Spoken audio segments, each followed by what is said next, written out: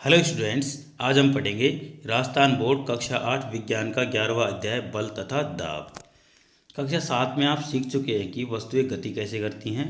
क्या आप बता सकते हैं कि हम यह कैसे निश्चित करें कि कोई वस्तु दूसरी वस्तु से अधिक तेज गति से गतिशील है। किसी वस्तु द्वारा एकांक समय में चली गई दूरी क्या सूचित करती है। आप यह भी जानते हैं कि ज़मीन पर लुढ़कती हुई गेंद जैसी कोई गतिशील वस्तु धीमी हो जाती है। कभी कभी यह अपनी गति की दिशा भी बदल सकती है। यह भी संभव है कि गेंद धीमी हो जाए तथा अपनी दिशा भी बदल ले। क्या आपने कभी सोचा है कि गतिशील वस्तु धीमी या तेज कैसे हो जाती है अथवा अपनी गति की दिशा कैसे बदल लेती है। आइए अपने प्रतिदिन के कुछ अनुभवों को स्मरण करें। किसी फुटबॉल की गतिशील करने के लिए क्या करते हैं। किसी गतिशील गेंद को और अधिक तेजी से चलाने के लिए आप क्या करते हैं। एक गोली या गोल रक्षक गेंद को किस प्रकार रोकता है। हॉकी का खिलाड़ी गेंद से प्रहार करके किसी गतिशील गेंद की दिशा बदल देता है। क्षेत्र रक्षक बल्लेबाज द्वारा हिट की गई गेंद को कैसे रोकता है। चित्र 11.1 आगे देखेंगे। इन सभी स्थितियों में गेंद की गति को तेज या धीमा कर दिया जाता है अथवा उसकी गति की दिशा को बदल दिया जाता है। हम प्रायः कहते हैं कि जब किसी गेंद को धक्का देते हैं, फेंकते हैं, ठोकर मारते हैं या प्रहार करते हैं तो उस पर बल लगाया जाता है। बल क्या है। जिन वस्तुओं पर यह बल लगाया जाता है उन पर यह प्रभाव डालता है। क्या प्रभाव डालता है। इस अध्याय में हम ऐसे ही प्रश्नों के उत्तर खोजेंगे। बल अपकर्षण या अभिकर्षण। उठाना, खोलना, बंद करना, ठोकर मारना, हिट करना, प्रहार करना, धक्का देना, खींचना आदि ऐसी क्रियाएं जो प्राय कुछ कार्यों का वर्णन करने के लिए प्रयोग की जाती हैं। इनमें से प्रत्येक कार्य प्राय वस्तु की गति में किसी प्रकार का परिवर्तन लाने का प्रयास करता है। क्या इन शब्दों की जगह एक या अधिक अन्य शब्दों का प्रयोग कर सकते हैं। तो आइए ज्ञात करें। एक क्रियाकलाप है। सारणी 11.1 में वस्तुओं की गति की सुपरिचित परिस्थितियों के कुछ उदाहरण दिए गए हैं। आप इनमें से कुछ ऐसी ही और अधिक स्थितियों को जोड़ सकते हैं अथवा अन्य उदाहरणों में से कुछ को बदल सकते हैं। प्रत्येक दशा में कार्य को धक्का देना अथवा या खींचना के रूप में पहचानिए तथा सारणी में लिखिए। आपकी सहायता के लिए एक उदाहरण दिया गया है। जैसे मेज पर रखी पुस्तक को गतिशील बनाने के लिए आप धक्का देंगे, ठीक है। खींचना है, उठाना है, तो कार्य को व्यक्त कर सकते हैं अपकर्षण या अभिकर्षण में, ठीक है, हाँ या नहीं में। तो दोनों ही प्रकार से हैं। अगर खींचेंगे तो अपकर्षण होगा और उठाएंगे तो अभिकर्षण, ठीक है। इस तरह से दरवाजे को खोलना या बंद करने पर क्या होगा। हम इसको धक्का देंगे तो ये घूम जाएगा, ठीक है। उठा नहीं सकते इसको तो इसमें क्या होगा, अपकर्षण होगा।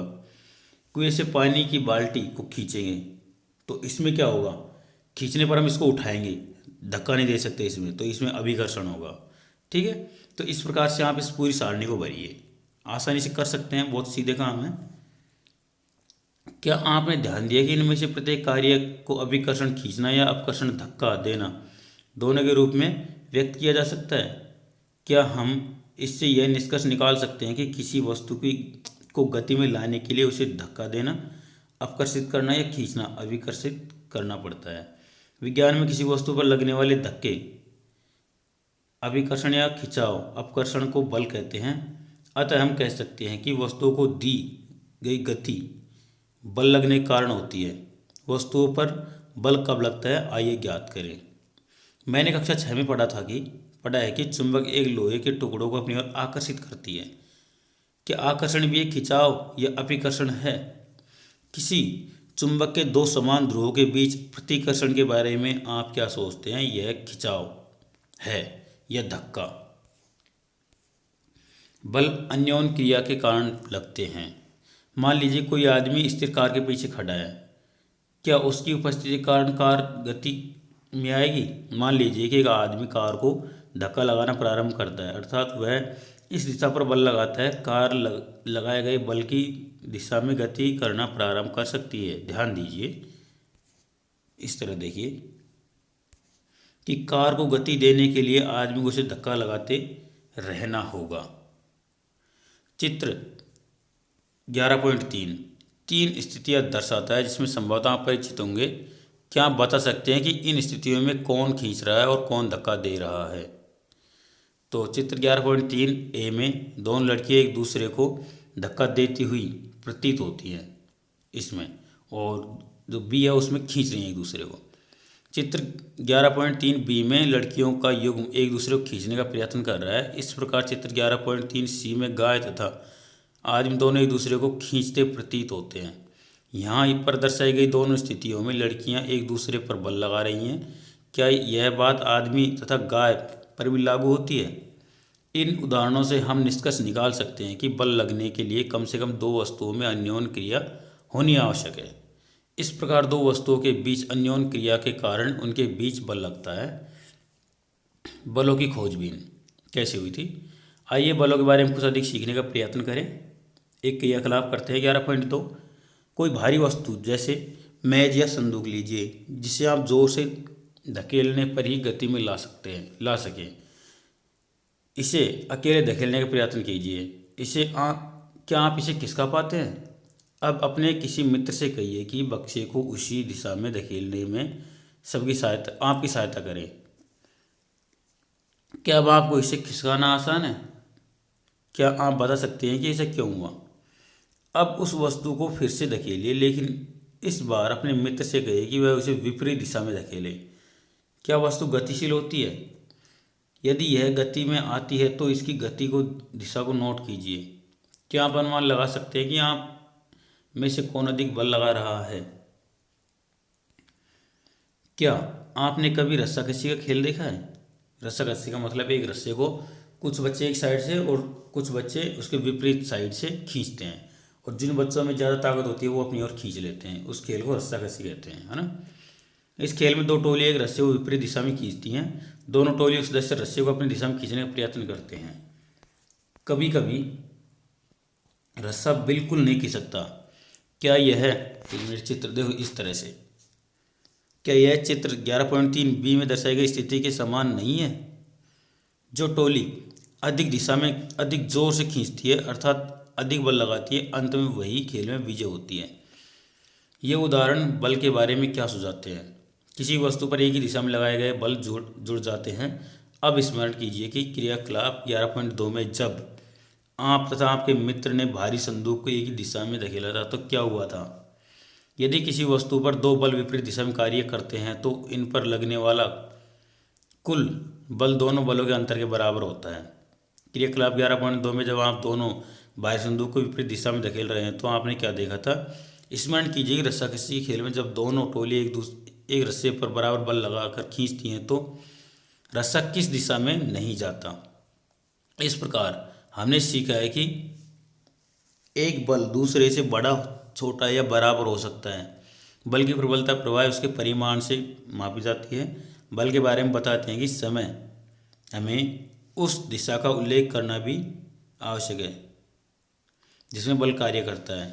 यह भी याद रखिए कि यदि लगाए गए बल की दिशा या परिमाण में परिवर्तन हो जाए तो इसका प्रभाव भी बदल जाता है। अब पहेली क्या करिए? इसका अर्थ यह है कि यदि किसी वस्तु पर विपरीत दिशा में लगने वाले बल बराबर हो तो उस पर लगने वाला नेट बल शून्य होगा। सामान्य रूप से किसी वस्तु पर एक से अधिक बल लगे हो सकते हैं, तथापि वस्तु पर इसका प्रभाव नेट बल के कारण ही होता है। देखो बल का मान 0 नहीं हो सकता। अगर दो बल लग रहे हैं तो उनका नेट बल, जो परिणामी बल है, वो 0 हो सकता है, और जो प्रभाव नेट बल की वजह से ही निकलता है। ठीक है, तो आइए अब ज्ञात करें कि जब किसी वस्तु पर बल लगता है तो क्या होता है। तो एक क्रियाकलाप है, रबड़ की गेंद लीजिए तथा इसे किसी समतल सतह जैसे मेज पर या कंक्रीट के फर्श पर रखिए। अब गेंद को धीरे से समतल सतह पर धक्का दीजिए, चित्र 11.6 की तरह। आगे देखेंगे हम। क्या गेंद गति में आ जाती है? गतिशील गेंद को फिर से धक्का दीजिए। क्या इसकी चाल में कुछ परिवर्तन होता है? यह बढ़ती है या घटती है? अब हमें हथेली को गतिशील गेंद के सामने रखिए। जैसे ही गतिशील गेंद स्पर्श करे हथेली को हटा लीजिए। क्या इसकी हथेली गेंद पर कोई बल लगाती है? गेंद की चाल पर इसका क्या प्रभाव पड़ता है? क्या यह बढ़ती है या घटती है? यदि आप गतिशील गेंद को अपनी हथेली से रोक ले तो क्या होगा? आप इसी प्रकार अन्य स्थितियों पर विचार कर सकते हैं। उदाहरण के लिए, पेनल्टी किक लेते समय खिलाड़ी गेंद पर बल लगाता है। किक लगने से पहले गेंद विरामावस्था में थी, अतः इसकी चाल शून्य थी। लगाए गए बल लगाए गए बल ने गेंद की गोल की ओर गति प्रदान की। मान लीजिए कि गोली गोल बचाने के लिए गेंद पर झपटता है या उछलता है। इस क्रिया द्वारा गोली एक खिलाड़ी होता है जो गोल को रोकने का प्रयास करता है, ध्यान रखिए ना। गोली गतिशील गेंद पर बल लगाने का प्रयत्न करता है। उसके द्वारा लगाया गया बल गेंद को रोक सकता है या विक्षेपित कर सकता है और गोल होने से बचा सकता है। यदि गोली गेंद को रोकने में सफल हो जाता है तो उसकी चाल शून्य हो जाती है। ये प्रेक्षण सुझाते हैं कि किसी वस्तु पर लगाए गए बल द्वारा उसकी चाल बदली जा सकती है। यदि लगाया गया बल गति की दिशा में है तो वस्तु की चाल बढ़ जाती है। यदि बल वस्तु की गति की दिशा के विपरीत दिशा में लगाया जाए तो वस्तु की चाल कम हो जाती है। मैंने बच्चों को एक दूसरे से रबड़ के टायर या किसी घेरे को धकेलकर तेज चलाने की होड़ लगाते देखा। अब मैं समझ गया कि धक्का देने पर टायर की चाल क्यों बढ़ जाती है। पहेली, यह जानने के लिए उत्सुक है कि क्या बल लगाने से केवल वस्तु की चाल ही परिवर्तित होती है? आइए याद करें। क्रियाकलाप 11.4 है।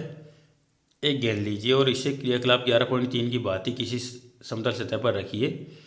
गेंद को धक्का देकर चलाइए। चित्र 11.8 ए। अब चित्र 11.8 बी के में दर्शाए अनुसार इसके रास्ते में एक पैमाना रखिए। ऐसा करने से आप गतिशील गेंद पर भी बल लगाएंगे। क्या पैमाने से टकराने के पश्चात गेंद उसी दिशा में गति करती है? इस क्रियाकलाप को दोहराइए तथा प्रत्येक बार पैमाने को इस प्रकार रखिए कि ये गतिशील गेंद के पथ से पहले से भिन्न कोण बनाए। प्रत्येक स्थिति में पैमाने से टकराने के पश्चात गेंद की गति की दिशा के बारे में अपने प्रेक्षणों को नोट कीजिए। अब कुछ और उदाहरणों पर विचार करते हैं। वॉलीबॉल के खेल में खिलाड़ी प्राय विजयी चाल बनाने के लिए गतिशील गेंद को धकेल कर अपनी टीम के साथियों के पास पहुंचा देते हैं। कभी कभी जोर से प्रहार करके गेंद को मैदान की दूसरी ओर पहुंचा दिया जाता है। क्रिकेट में बल्लेबाज बल्ले से गेंद पर बल लगाकर अपना शॉट खेलते हैं। क्या इन स्थितियों में गेंद की गति की दिशा में कोई परिवर्तन होता है? इन सभी उदाहरणों से बल लगने के कारण गतिशील गेंद की चाल तथा दिशा बदल जाती है। क्या आप इस प्रकार के कुछ और उदाहरण प्रस्तुत कर सकते हैं? किसी वस्तु की चाल अथवा उसकी गति की दिशा अथवा दोनों में होने वाले परिवर्तन को इसकी गति की अवस्था में परिवर्तन द्वारा व्यक्त किया जाता है। अतः बल द्वारा किसी वस्तु की गति की अवस्था में परिवर्तन लाया जा सकता है। गति की अवस्था, किसी वस्तु की गति की अवस्था का इसका वर्णन उसकी चाल अथवा गति की दिशा से किया जाता है। विराम अवस्था को शून्य चाल की अवस्था माना जाता है। कोई वस्तु विराम अवस्था में अथवा गतिशील में हो सकती है, दोनों ही इसकी गति की अवस्थाएं हैं। क्या इसका यह अर्थ है कि बल लगने पर सदैव किसी वस्तु की गति की अवस्था में परिवर्तन हो? आइए पता करें।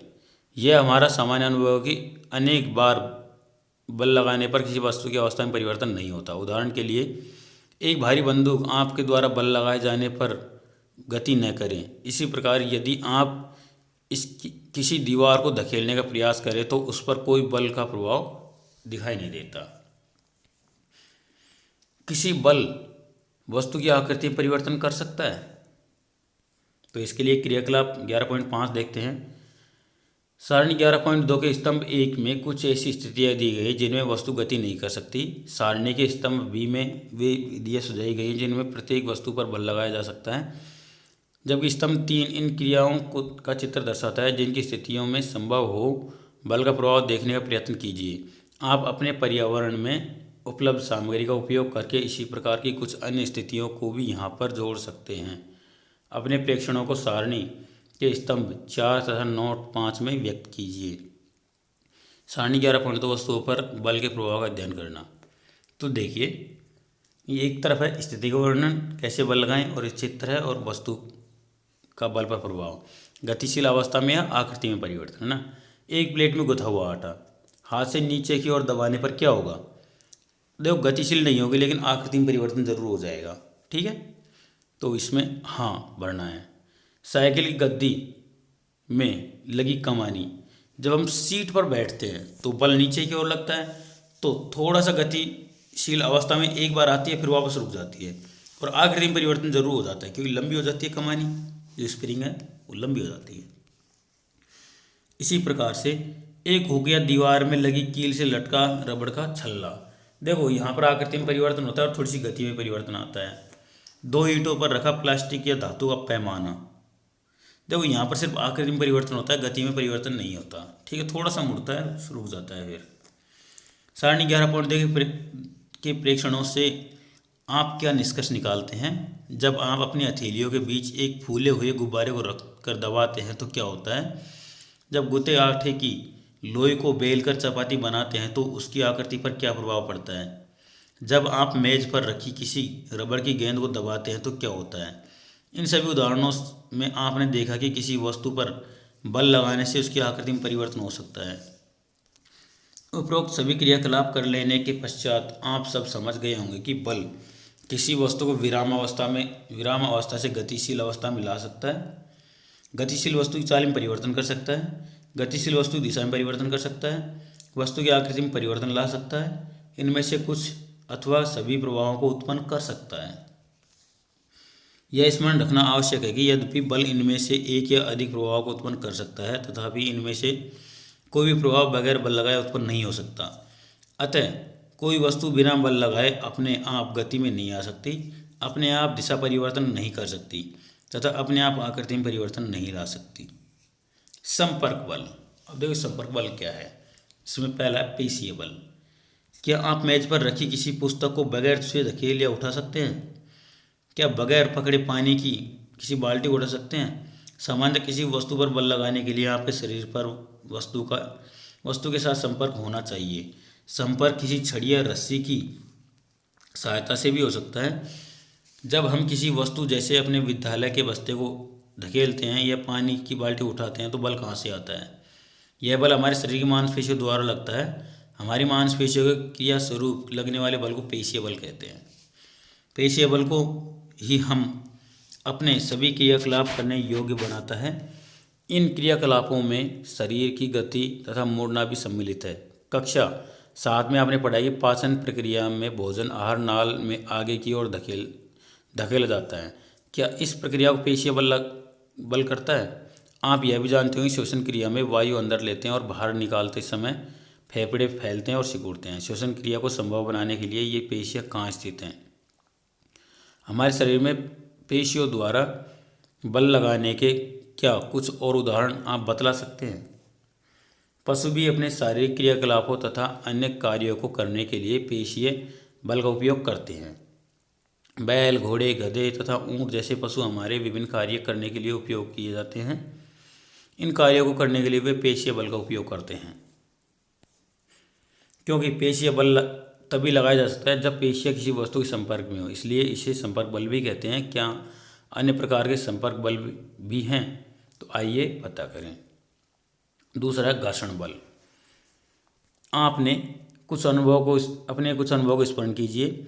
फर्श पर लुढ़कने वाली गेंद धीरे धीरे धीमी हो जाती है और अंत में रुक जाती है। साइकिल चलाते समय जब हम पैडल चलाना बंद कर देते हैं तो धीरे धीरे धीमी हो जाती है और अंत में रुक जाती है। किसी कार या स्कूटर के इंजन को बंद कर देने पर वह भी कुछ समय बाद रुक जाता है। इस प्रकार नाव भी खेना, मतलब उसमें जो धक्के मारना बंद कर देने पर कुछ दूर चलकर वह रुक जाती है। क्या आप इस प्रकार के कुछ अन्य अनुभवों को इनमें जोड़ सकते हैं?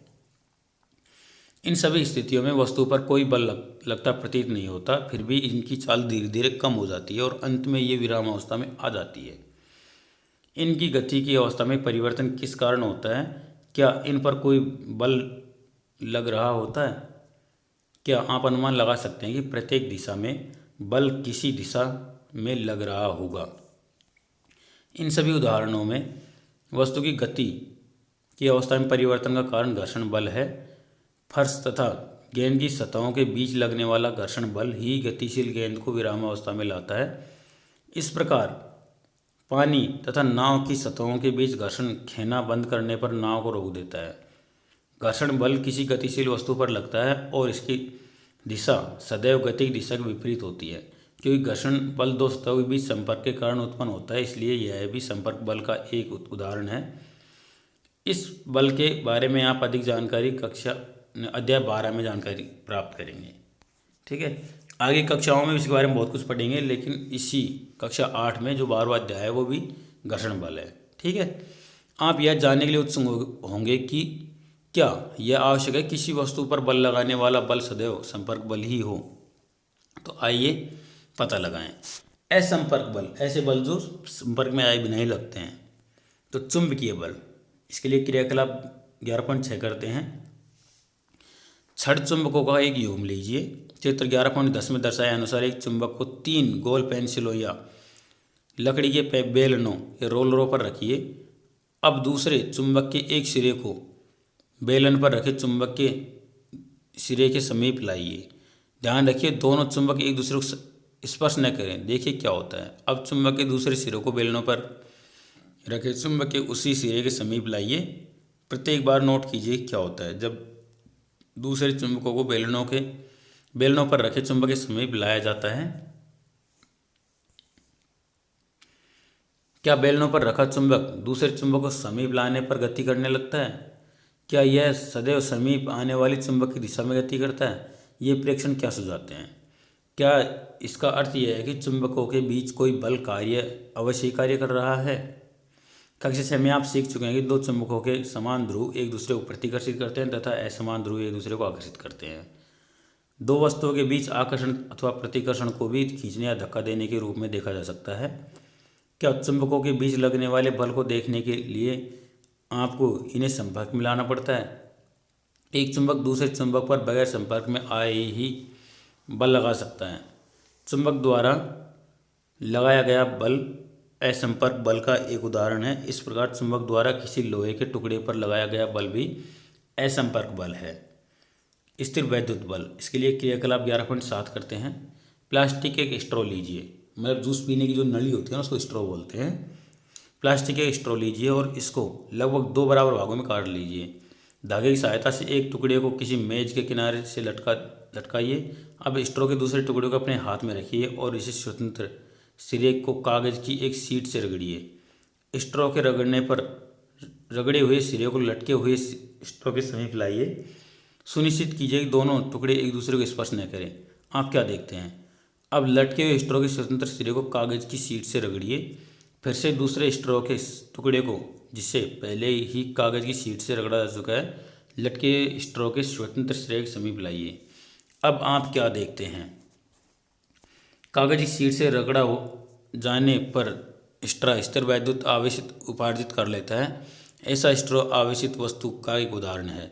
एक आवेशित वस्तु द्वारा किसी दूसरी आवेशित अथवा अनावेशित वस्तु पर लगाया गया बल स्थिर वैद्युत बल कहलाता है। वस्तु के संपर्क में न होने पर भी यह बल कार्य करता है, इसलिए स्थिर वैद्युत बल असंपर्क बल का एक अन्य उदाहरण है। आप अध्याय 15 में स्थिर वैद्युत आवेशों के बारे में विस्तार से अध्ययन करेंगे।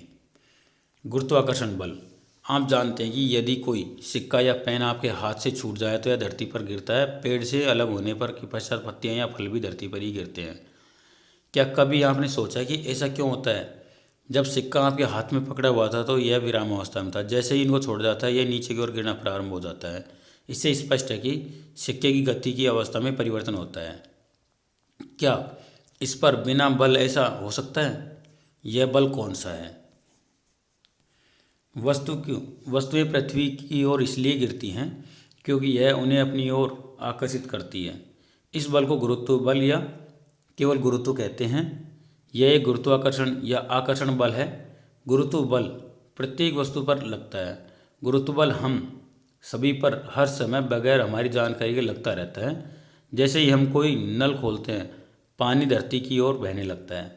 गुरुत्व बल के कारण ही नदियों में पानी नीचे की ओर बहता है। गुरुत्व केवल पृथ्वी का ही गुण नहीं है, वास्तव में विश्व की सभी वस्तुएं, चाहे वे छोटी हो या बड़ी हो, एक दूसरे के ऊपर बल लगाते हैं, यह गुरुत्वाकर्षण बल कहलाता है। दाब। आपने कक्षा 7 में पढ़ा है कि तूफान या चक्रवात के समय प्रबल पवन घर की छतों को उड़ा ले जाती है। आपने यह भी सीखा है कि पवन तथा चक्रवात वायु दाब के अंतर के कारण बनते हैं। क्या दाब और बल में कोई संबंध है? आइए पता लगाएं।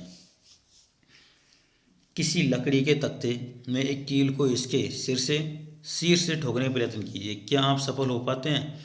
अब कील को नुकीले सिरे से ठोकने का प्रयत्न कीजिए। क्या आप इस बार इसे ठोक पाते हैं? सब्जियों को किसी कुंठित चाकू तथा उसके बाद एक तीखे चाकू से काटने का प्रयास कीजिए। किसमें आसानी होती है? क्या आपको ऐसा लगता है कि जिस क्षेत्रफल पर बल लगाया जाता है, उदाहरण के लिए कील के नुकीले सिरे पर, वह उन कार्यों को आसान बनाने में एक भूमिका निभाता है? किसी पृष्ठ के प्रति एकांक क्षेत्रफल लगने वाले बल को दाब कहते हैं। इस परिभाषा को याद रखें, ये प्रश्न आएगा, लास्ट में इसका उत्तर देना होगा आपको। किसी पृष्ठ के प्रति एकांक क्षेत्रफल पर लगने वाले बल को दाब कहते हैं। दाब का सूत्र होता है बल बटे क्षेत्रफल जिस पर यह बल लगता है। यहाँ पर हम केवल उन बलों पर विचार करते हैं जो उस पृष्ठ के लंबवत हैं जिस पर दाब ज्ञात करना है। अब पहली क्या कह रही है? अब मेरे समझ में आया कि कुलियों को जब भारी बोझ उठाना होता है तो वे अपने सिर पर एक कपड़े को गोल लपेट कर क्यों रखते हैं।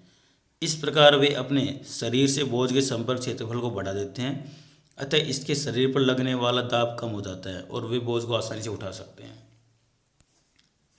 ध्यान दीजिए कि उपरोक्त व्यंजक के क्षेत्रफल हर में है, नीचे की ओर है। इसलिए यदि बल बराबर हो तो पृष्ठ का क्षेत्रफल जितना कम होगा उस पर दाब उतना ही अधिक होगा।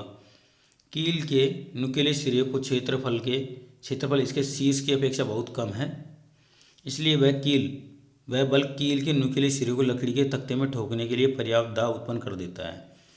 क्या अब आप बता सकते हैं कि कंधे पर लगने वाले थैलों में चौड़ी पट्टी क्यों लगाई जाती है? इन थैलों में बारीक पट्टी क्यों नहीं लगाई जाती? और काटने तथा सुराख करने वाले औजारों के किनारे सदैव तीक्ष्ण क्यों होते हैं? क्या द्रवों तथा गैसों द्वारा भी दाब लगता है? क्या यह भी उस क्षेत्रफल पर निर्भर होता है जिस पर बल कार्य करता है? आइए ज्ञात करें। द्रवों तथा गैसों द्वारा लगाया गया दाब। क्रियाकलाप 11.8। पारदर्शी कांच की एक नली अथवा प्लास्टिक की पाइप लीजिए। पाइप नली की लंबाई लगभग 25 सेंटीमीटर और इसका व्यास 5 से 7.5 सेंटीमीटर होना चाहिए। एक अच्छी पतली रबड़ की शीट भी लीजिए। आप गुब्बारे की रबड़ का प्रयोग कर सकते हैं। पाइप के एक सिरे पर रबड़ की शीट को तान कर बांध दीजिए। पाइप को ऊर्ध्वाधर स्थिति में रखते हुए बीच में से पकड़िए। चित्र 11.14। अपने आप मित्र से पाइप में कुछ पानी उड़ेलने के लिए कहिए। क्या रबड़ की शीट बाहर की ओर फूल जाती है? पाइप में पानी के स्तंभ की ऊंचाई भी नोट कीजिए। पाइप में कुछ पानी और उड़ेलिए। रबड़ शीट के फुलाव तथा पाइप में पानी के स्तंभ की ऊंचाई को पुनः नोट कीजिए। इस प्रक्रिया को कुछ बार दोहराइए। क्या आप रबड़ शीट के फुलाव तथा पाइप में पानी के स्तंभ की ऊंचाई में कुछ संबंध पाते हैं? तो देखिए, एक और क्रियाकलाप करते हैं। प्लास्टिक की एक बोतल लीजिए। आप पानी या मृदु पेय या सॉफ्ट ड्रिंक की उपयोग की जा चुकी बोतल ले सकते हैं। चित्र में दर्शाए अनुसार बोतल के पैंदे के पास कुछ सेंटीमीटर लंबी कांच की एक बेलनाकार नली लगाइए। ऐसा करने के लिए कांच की नली के एक सिरे को थोड़ा सा गर्म कीजिए और फिर जल्द से बोतल के पैंदे में के समय घुसा दीजिए। सुनिश्चित कीजिए कि जोड़ के पास से पानी न रिसे। यदि पानी रिसता है तो इसको पिघले मोम से अच्छी तरह से बंद कीजिए। कांच की नली के मुंह को क्रियाकलाप 11.8 के अनुसार एक पतली रबड़ की शीट से बंद कीजिए। अब बोतल को पानी से आधा भरिए। आप क्या देखते हैं कि इस बार कांच की नली के मुंह पर लगाई गई रबड़ की शीट क्यों फूल जाती है? बोतल में कुछ पानी और डालिए। क्या रबड़ की शीट के फुलाव में कुछ अंतर आता है? ध्यान दीजिए कि रबड़ की शीट को बर्तन के नीचे नहीं बल्कि पार्श्व में दीवार में लगाया गया है। क्या इस स्थिति में रबड़ शीट को फूलना यह दर्शाता है कि पानी बर्तनों की दीवारों पर भी दाब डालता है? आइए इसकी और अधिक छानबीन करें। प्लास्टिक की एक खाली बोतल अथवा एक बेलनाकार बर्तन लीजिए। आप खाली डिब्बा या प्लास्टिक की बोतल का उपयोग कर सकते हैं। बोतल के पैंदे के पास चारों दिशाओं में 4 सुराख कीजिए। ध्यान दीजिए कि सुराख पैंदे से समान ऊंचाई पर हों। अब बोतल को पानी से भरिए। आप क्या देखते हैं, क्या सुराखों से निकलता पानी बोतल से बराबर की दूरी पर गिरता है? क्या यह दर्शाता है? क्या अब आप कह सकते हैं कि द्रव बर्तन की दीवारों पर दाब डालते हैं? क्या गैस भी दबाव डालती है? क्या वे भी जिस बर्तन में रखी जाती हैं उसकी दीवारों पर दबाव डालती हैं? आइए ज्ञात करें। जब आप किसी गुब्बारे को फुलाते हैं तो इसके मुंह को बंद क्यों करना पड़ता है? यदि किसी फुलाए हुए गुब्बारे के मुंह को खोल देंगे तो क्या होगा? मान लीजिए आपके पास एक ऐसा गुब्बारा है जिसमें सुराख हैं। क्या आप इसे फुला पाएंगे? यदि नहीं तो क्यों? क्या हम कह सकते हैं कि वायु प्रत्येक दिशा में दाब लगाती है? देखो यहाँ पर बूझो क्या कह रहा है। जल संभरण के लिए प्रयोग किए जाने वाले पाइपों के लीक करते हुए जोड़ों या सुराखों में मैंने पानी के फव्वारों को बाहर आते देखा। क्या यह पानी द्वारा पाइप की दीवारों पर लगाए जाने वाले बल वाले दाब के कारण नहीं है? ये आपने भी देखा होगा, जहाँ पर कोई पाइप में पानी बह रहा है अधिक दाब से और वहाँ पे बारीक सा छेद है तो उसमें से पानी के फव्वारे निकलते हैं। स्मरण कीजिए, यदि साइकिल की ट्यूब में पंचर हो तो इसके अंदर की हवा का क्या होता है? क्या ये प्रेक्षण दर्शाते हैं कि वायु किसी फुलाए हुए गुब्बारे या साइकिल की ट्यूब की अंदर की दीवारों पर दबाव डालती है? इस प्रकार हम कह सकते हैं कि गैसें जिस बर्तन में रखी जाती है उसकी दीवारों पर दाब डालती हैं। वायुमंडलीय दाब। हम जानते हैं कि हमारे चारों ओर वायु है। वायु के इस आवरण को वायुमंडल कहते हैं। वायुमंडल वायु पृथ्वी के तल से कई किलोमीटर ऊपर तक फैली हुई है। इस वायु द्वारा लगाया गया दाब को वायुमंडलीय दबाव या दाब कहते हैं। हम जानते हैं कि प्रति एकांक क्षेत्रफल पर लगने वाले बल को दाब कहते हैं। यदि हम एक इकाई क्षेत्रफल की कल्पना करें और इसके ऊपर वायु से भरा एक लंबा बेलन खड़ा हुआ है माने, तब इस बेलन में वायु पर लगने वाला गुरुत्व बल या वायुमंडलीय दबाव के बराबर होगा। लेकिन वायुमंडलीय दाब है कितना? आइए इसके परिमाण के बारे में विचार करते हैं। क्रियाकलाप 11.11 करते हैं। एक अच्छी रबड़ की एक चूसक या शकर लीजिए। यह जो शकर क्या होता है, आपने कांच या गिलास उठाने के लिए जो मिस्त्रियों के पास में एक हत्था होगा पकड़ने वाला, उसको शकर बोलते हैं, ठीक है, या चूसक। यह रबड़ के छोटे प्याले की भांति दिखाई देता है। इसको किसी समतल चिकने पृष्ठ पर जोर से दबाइए। क्या यह पृष्ठ से चिपक जाता है? इसको खरोच कर पृष्ठ से उठाने का प्रयत्न कीजिए। क्या आप सफल हो पाते हैं? जब आप चूसक को दबाते हैं तो कप या पृष्ठ के बीच की अधिकांश वायु बाहर निकल जाती है। चूसक पर वायुमंडलीय दाब लगता है, इसलिए यह पृष्ठ के साथ चिपक जाता है। चूसक को पृष्ठ से खींचकर अलग करने के लिए लगाया गया बल इतना अधिक होना चाहिए कि यह वायुमंडलीय दाब पार कर सके। इस क्रियाकलाप से संभवतः आपको वायुमंडलीय दाब के परिमाण का अनुमान लग गया होगा। वास्तव में यदि चूसक तथा पृष्ठ के बीच में से समतल वायु को निकाल दिया जाए तो किसी भी मनुष्य के लिए चूसक पृष्ठ से खींचकर अलग करना संभव नहीं होगा। क्या इससे आप अनुमान लगा सकते हैं कि वायुमंडलीय दाब कितना अधिक होता है? अब बूझो क्या कह रहा है। यदि मेरे सिर का क्षेत्रफल 15 सेंटीमीटर इंटू 15 सेंटीमीटर हो, मतलब 15 बाई 15 सेंटीमीटर हो, तो मेरे सिर पर वायु कितना बल लगा रही है? एक 15 सेंटीमीटर बाई 15 सेंटीमीटर क्षेत्रफल तथा वायुमंडल की ऊंचाई के बराबर ऊंचाई के स्तंभ में वायु के कारण लगने वाले बल 225 किलोग्राम द्रव्यमान के किसी पिंड पर लगने वाले गुरुत्व बल 2250 न्यूटन के बराबर होता है। चित्र 11.19। इस गुरुत्व बल के नीचे हम दबकर पिचक क्यों नहीं जाते? इसका कारण यह है कि हमारे शरीर के अंदर का दाब भी वायुमंडलीय दाब के बराबर है और यह बाहर के दाब को संतुलित कर देता है। देखो, क्या आप जानते हैं 17वीं शताब्दी में जर्मनी के एक वैज्ञानिक ओटो वॉन गेरिक ने बर्तनों से वायु बाहर निकालने के लिए एक पंप का आविष्कार किया। इस पंप की सहायता से उन्होंने नाटकीय ढंग से वायु के दाब के बल का प्रदर्शन किया। उन्होंने धातु के दो अर्धगोले लिए जिनमें प्रत्येक का व्यास 51 सेंटीमीटर था। इस गोले को एक साथ जोड़कर उनके बीच की वायु निकाल दी। अब प्रत्येक अर्धगोले पर 8-8 घोड़े विपरीत दिशा में खींचकर अलग अलग करने के लिए लगाए। वायु दाब का बल इतना अधिक था कि इतने घोड़े भी अर्धगोले को अलग न कर सके। ठीक है, तो अपना ये अध्याय खत्म होता है। अब हम इसके प्रश्न उत्तर देखते हैं। बच्चों, वीडियो को लाइक ज़रूर करें, अपने दोस्तों के साथ शेयर करें और प्लीज़ चैनल को सब्सक्राइब जरूर कर लें। अब हम देखते हैं इसके प्रश्नोत्तर। ठीक है, तो देखिए यहाँ पर ये कि इसके 10 प्रश्न हैं, इनमें से प्रत्येक को हम करने की कोशिश करते हैं। तो पहला, धक्के या खिंचाव के द्वारा वस्तुओं की गति की अवस्था में परिवर्तन के 2 उदाहरण दीजिए। धक्के या खिंचाव, ये धक्के आप कहाँ मारते हैं? दरवाज़ा खोलते हैं तब धक्का मारते हैं। ठीक है, जो साइकिल है उसके पीछे आप धक्का मारते हैं। ठीक है, किसी किताब को या किसी की चीज़ को या टेबल को खिंचाने के लिए आप धक्का मारते हैं। खींचने के लिए आप कुएं से बाल्टी भर के पानी खींचते हैं।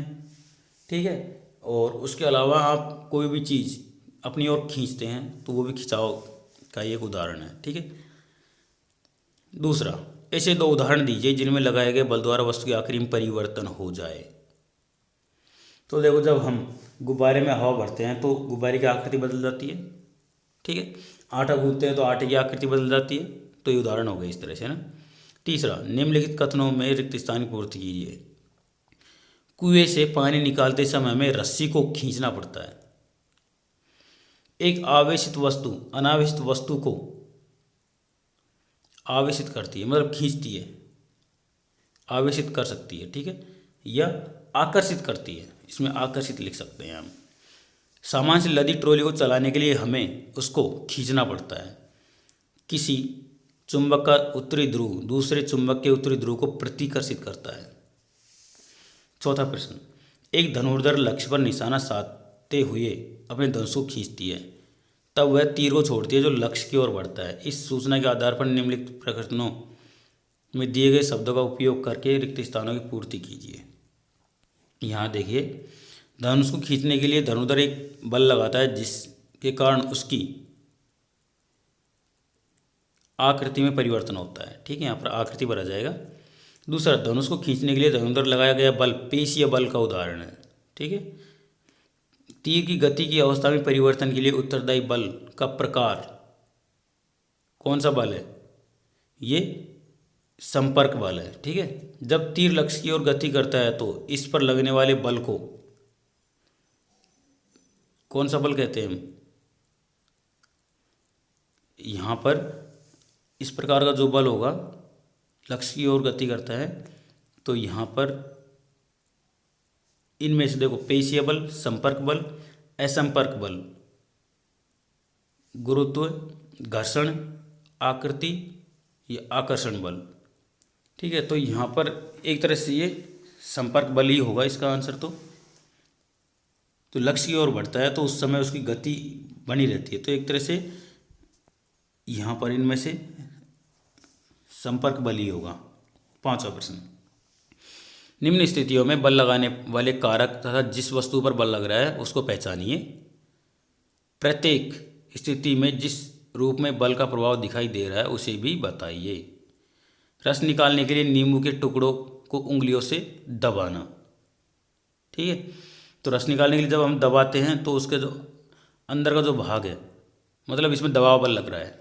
ठीक है, दूसरा, दंतमंजन ट्यूब से पेस्ट बाहर निकालने के लिए इसमें दबाव बल लग रहा है। दीवार से लटके हुए हुक की लटकी कमानी के दूसरे सिरे पर भी लटका देते हैं, तो यहाँ पर दोनों बाहर को संतुलन कहते हैं, तो एक तरह से संतुलन बल हो गए ये। ठीक है, ये भी एक तरह से खिंचाव बल है। ऊंची कूद करते समय एक खिलाड़ी द्वारा एक निश्चित ऊंचाई की छड़ या बाधा को पार करना, ये कौन सा बल है? ठीक है, तो जिस रूप में दिखाई दे रहा है वो क्या है? गतिशील बल है, मतलब गति कर रहा है इसमें। 6वां प्रश्न, एक औजार बनाते समय लोहे के गर्म टुकड़े को हथौड़े से पीटता है, पीटने पर लगने वाले बल लोहे के टुकड़े को किस प्रकार प्रभावित करता है? उसकी आकृति में परिवर्तन कर देता है ना। इसका उत्तर होगा उसकी आकृति में परिवर्तन कर देता है। सातवां, एक फुलाए हुए गुब्बारे को संश्लिष्ट कपड़े के टुकड़े से रगड़कर एक दीवार पर दबाया गया। यह देखा गया कि गुब्बारा दीवार से चिपक जाता है। दीवार तथा गुब्बारे के बीच आकर्षण के लिए उत्तरदायी बल का नाम बताइए। तो यहाँ पर जो बल होगा वो स्थिर वैद्युत आकर्षण बल होगा। ठीक है। आठवां प्रश्न, आप अपने हाथ में पानी से भरी एक प्लास्टिक की बाल्टी लटकाए हुए बाल्टी पर लगने वाले बलों के नाम बताइए। विचार विमर्श कीजिए कि बाल्टी पर लगने वाले बलों द्वारा इसकी गति की अवस्था में परिवर्तन क्यों नहीं होता। क्योंकि जो लगने वाला बल है उसकी अवस्था में परिवर्तन करने के लिए पर्याप्त नहीं है, इसलिए। ठीक है। नवा, किसी उपग्रह को उसकी कक्षा में प्रमोचित करने के लिए किसी रॉकेट को उसके ऊपर की ओर प्रक्षेपित किया गया। प्रमोचन मंच को छोड़ने के बाद तुरंत रॉकेट पर लगने वाले दो बलों के नाम बताइए। ठीक है। तो वहाँ पर जो दो बल लग रहे हैं, एक तो वायुदाब बल है, ठीक है, और एक गुरुत्व बल है, और तीसरा रॉकेट द्वारा पीछे की ओर वायु पर लगने वाला जो दाब है वो बल है। 10वां प्रश्न, किसी ड्रॉपर के चंचू या नोजल को पानी में रखकर उसके बल्ब को दबाते हैं तो ड्रॉपर की वायु बुलबुलों के रूप में बाहर निकलती हुई दिखलाई देती है। बल्ब पर से दाब हटा लेने पर ड्रॉपर में पानी बाहर ऊपर आ जाता है या बढ़ जाता है। ड्रॉपर में पानी के चढ़ने का कारण क्या है? वायु दाब। ठीक है, वायुमंडलीय दाब घ। तो इस प्रकार से हमारा ये अध्याय खत्म होता है। बच्चों, वीडियो को लाइक ज़रूर करें, अपने दोस्तों के साथ शेयर करें और प्लीज़ चैनल को सब्सक्राइब ज़रूर कर लें। और सब्सक्राइब करने के बाद में बेल आइकन को ज़रूर दबाएं ताकि नेक्स्ट वीडियो आए तो आप उसे देख पाएँ। वीडियो देखने के लिए धन्यवाद। आपका दिन शुभ।